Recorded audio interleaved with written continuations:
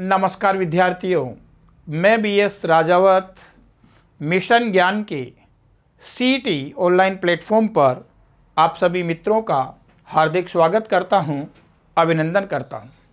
दोस्तों, आज का जो लेक्चर है इसमें अपन केंद्रीय बजट 2022-23 के बारे में बात करेंगे।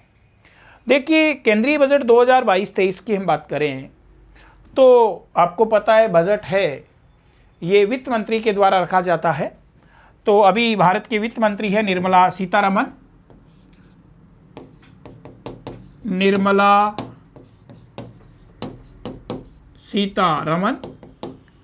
इन्होंने ये बजट रखा 1 फरवरी 2022 को। 1 फरवरी 2022 को ये बजट रखा गया। लगभग 92 मिनट का इनका बजट भाषण था। 92 मिनट का इनका बजट भाषण था। और इस भाषण में इन्होंने मेनली क्या क्या घोषणाएं की है उनकी चर्चा इस क्लास में हमारी होगी। दोस्तों, ये मैं आपको बता चुका हूं कि 1959-60 से लेकर के 2016-17 तक भारत में जो बजट है वो रखा जा रहा था फरवरी के अंतिम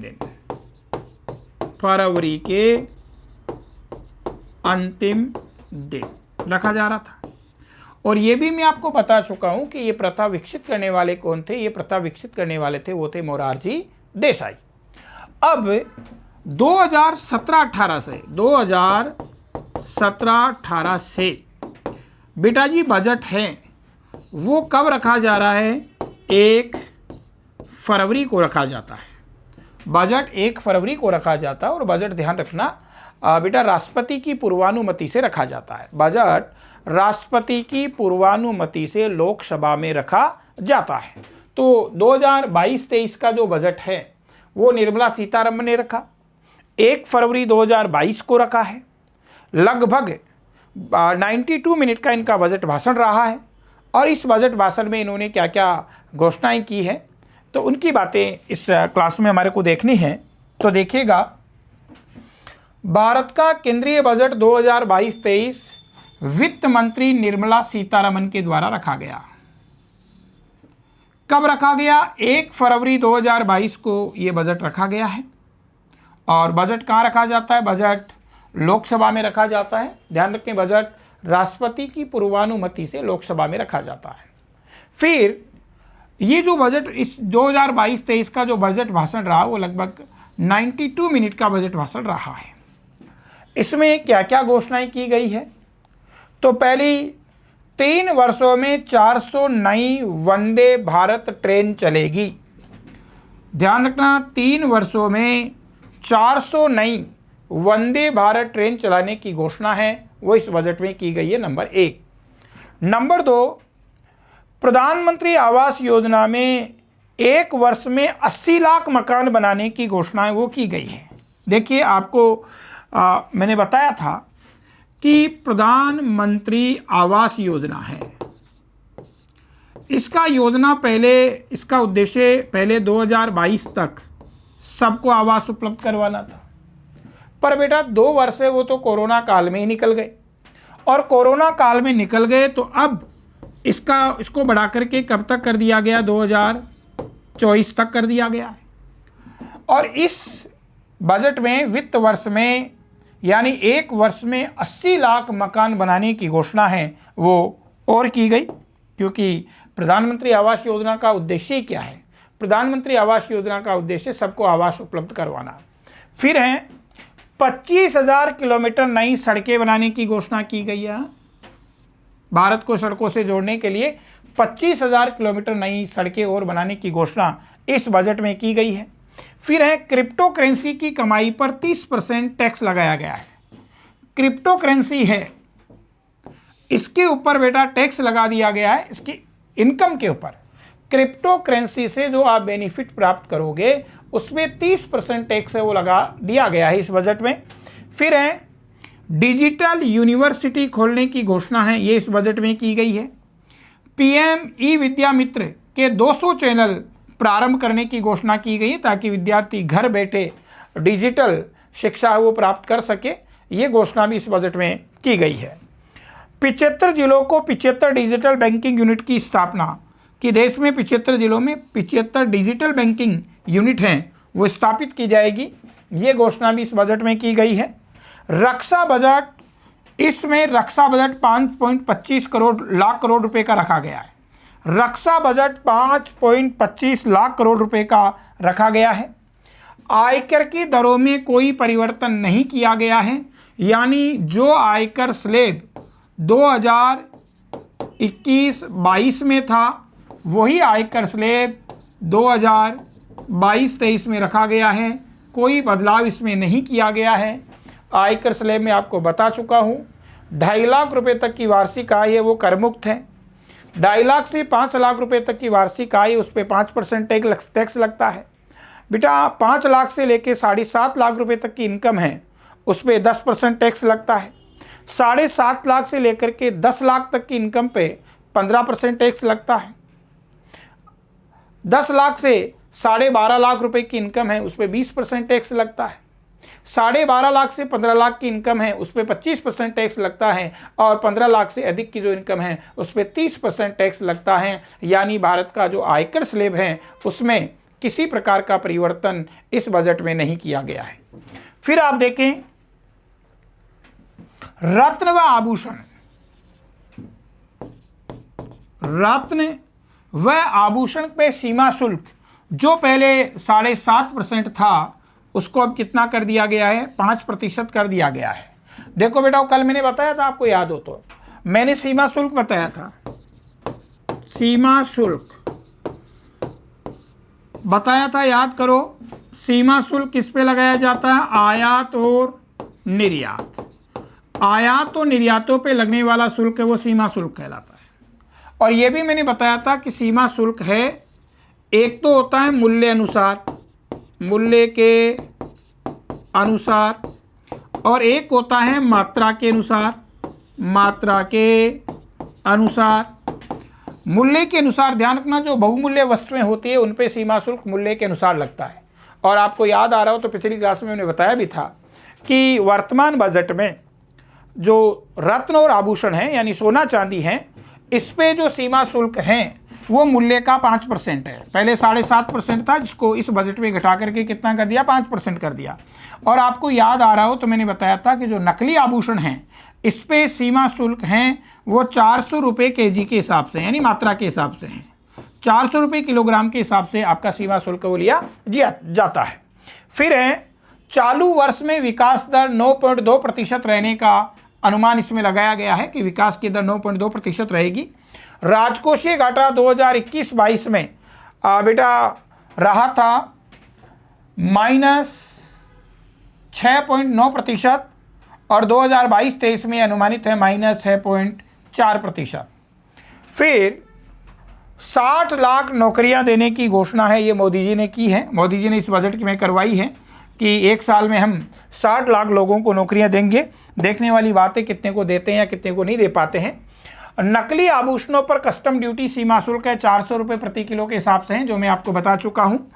6000 करोड़ रुपए एमएसएमई, एमएसएमई क्या होता है, MSME micro small and middle enterprises, सूक्ष्म लघु व मध्यम उपक्रम, मध्यम उपक्रम।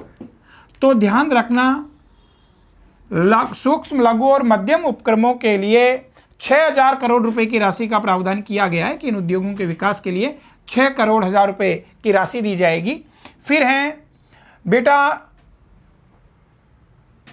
68,000 करोड़ रुपए प्रधानमंत्री किसान सम्मान निधि योजना के लिए इसमें दिए गए हैं। प्रधानमंत्री किसान सम्मान निधि योजना आपको पता है, प्रधानमंत्री किसान सम्मान निधि योजना फरवरी 2019 से प्रारंभ हुई है। प्रधानमंत्री किसान सम्मान निधि योजना फरवरी 2019 से प्रारंभ हुई है और इस योजना के अंतर्गत बेटो किसानों को प्रतिवर्ष 6,000 रुपये की आर्थिक सहायता राशि है वो सेंट्रल गवर्नमेंट के द्वारा दी जा रही है। तो प्रधानमंत्री किसान सम्मान निधि योजना है, इसमें कितनी राशि मिल रही है? 6,000 रुपये मिल रही है। कितने किस्तों में मिल रही है? 3 चरणों में मिलती है।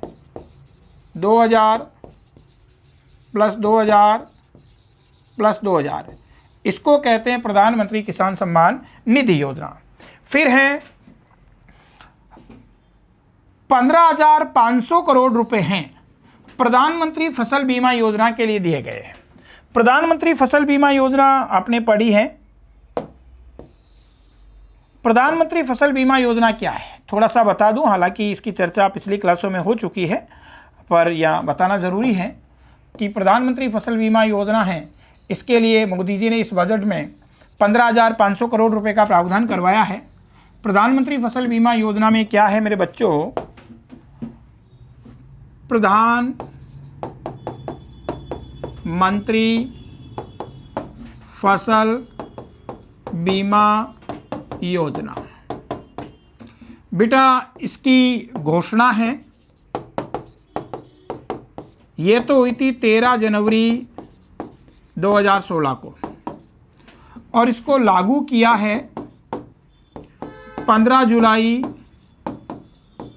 2016। कौन सी फसल से?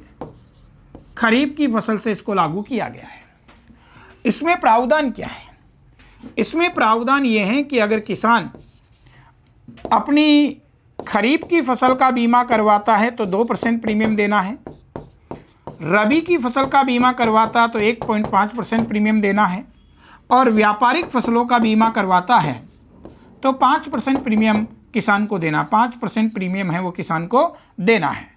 बाकी जो शेष प्रीमियम है, 5% प्रीमियम व्यापारिक फसलों का किसान को देना है। बाकी जो शेष प्रीमियम है उसका 50% केंद्र सरकार के द्वारा और 50% राज्य सरकारों के द्वारा दिए जाने का प्रावधान किया गया है। दोस्तों, अगर किसान ने अपनी फसल का बीमा करवा लिया तो फसल की बीमा तिथि से लेकर फसल की कटाई के 14 दिन बाद तक यदि किसान की फसल को किसी प्रकार की क्षति होती है प्राकृतिक आपदा के कारण, चाहे वो अतिवृष्टि हो, अनावृष्टि हो, ओलावृष्टि हो, कीट प्रकोप हो, तो इसकी क्षतिपूर्ति दिए जाने का प्रावधान इसमें किया गया है। और मैंने आपको बता रखा है कि प्रधानमंत्री फसल बीमा योजना है, ये बेटा GIC के अधीन आता है, जनरल इंश्योरेंस कॉर्पोरेशन के अधीन आता है। तो इस बजट में प्रधानमंत्री फसल बीमा योजना के लिए 15,500 करोड़ रुपए की राशि का प्रावधान है वो किया गया है। नेक्स्ट आप देखें तो 75,000 करोड़ रुपए 75,000 करोड़ रुपए हेल्थ सेंटर खोलने के लिए, यानी स्वास्थ्य सेवाओं को उच्च बनाने के लिए हैं। 75,000 करोड़ रुपए की राशि का प्रावधान है उसमें किया गया है। फिर आप देखें 10,000 करोड़ रुपए प्रधानमंत्री स्वास्थ्य सुरक्षा योजना के लिए हैं। तो 75,000 करोड़ रुपए तो हेल्थ सेंटर खोलने के लिए और 10,000 करोड़ रुपए प्रधानमंत्री स्वास्थ्य सुरक्षा योजना के लिए इस बजट में प्रावधान किया गया है। तो देखिए, ये हमारा जो केंद्रीय बजट है इसमें बेटा 2,80,000 करोड़ रुपए हैं वो स्वच्छता के लिए इसमें खर्च करने की घोषणा की गई है। फिर है सहकारी समितियों पर अधिभार है वो 12% से घटाकर 7% कर दिया गया है। जो सहकारी समितियों पे जो सरचार्ज लगता था, पहले 12% था, उसको घटा करके 7% है वो कर दिया गया है। फिर है ग्रामीण विकास पे आप देखें तो बेटा जी 2,06,993 करोड़ रुपए हैं वो ग्रामीण विकास के लिए खर्च करने की घोषणा है वो बजट में की गई। और 2,300 करोड़ रुपए स्वच्छ भारत मिशन पर खर्च करने की घोषणा की गई। स्वच्छ भारत मिशन आपको पता है, शौचालय निर्माण को बढ़ावा देना और खुले में शौच करने की प्रवृत्ति पर रोक लगाने के लिए स्वच्छ भारत मिशन है, इसकी शुरुआत है वो की गई थी 2 अक्टूबर 2014 से। तो इसमें 2,300 करोड़ रुपए की राशि का प्रावधान है वो स्वच्छ भारत मिशन पर खर्च करने की घोषणा इस बजट में की गई है। तो देखिए, ये हमारा केंद्रीय बजट रहा है, केंद्रीय बजट 2022-23। इसकी प्रमुख बातें मैंने आपको बताई है कि ये घोषणाएं इस बजट में निर्मला सीतारमण जी के द्वारा की गई। और ये बजट है 1 फरवरी 2022 को लोकसभा में प्रस्तुत किया गया था राष्ट्रपति की पूर्वानुमति से। और दोस्तों, ये 92 मिनट का बजट भाषण रहा है और इस बजट भाषण में प्रमुख रूप से ये घोषणाएं हैं वो निर्मला सीतारमण जी के द्वारा की गई है। अब इसी प्रकार से हम राजस्थान के बजट के बारे में बात करेंगे कि राजस्थान का बजट 2022-23 में राजस्थान सरकार ने कौन कौन सी घोषणाएं की हैं, प्रमुख घोषणाओं की बात हैं वो हम अगली क्लास में करेंगे। आज के लिए बहुत बहुत आशीर्वाद, शुभकामनाएं, थैंक्स।